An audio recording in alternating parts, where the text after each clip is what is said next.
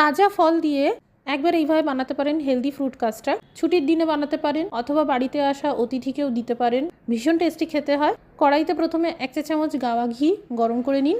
তারপর পরিমাণ মতো সেমাই সোনালি বাদামি করে ভেজে নিন। এবার মিশিয়ে দিন 500 ml গরুর দুধ। 5 মিনিট ধরে ক্রমশ এইভাবে নাড়াচাড়া করতে থাকুন।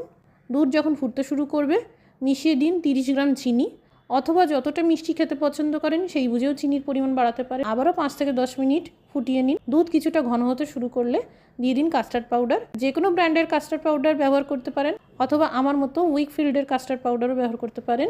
1.5 চামচ কাস্টার্ড পাউডার 500 ml দুধের জন্য যথেষ্ট। 2 চামচ দুধ কাস্টার্ড পাউডারে মিশিয়ে নিন আর দুধের মধ্যে দিয়ে দিন। দুধ যেই ঘন হতে শুরু করবে আঁচটা বন্ধ করে দিন। এবার কেটে রাখা ফলগুলো দিয়ে দিন। আমি এখানে আপেল, বেদানা, কলা আর আঙুরের ব্যবহার করেছি। ফল মেশানোর পর দুধ একদম ফোটাবেন না, না হলে ফলের পুষ্টিগুণ নষ্ট হয়ে যেতে পারে। তৈরি হয়ে গেল ভীষণই টেস্টি ঠান্ডা ঠান্ডা ফ্রুট কাস্টার্ড।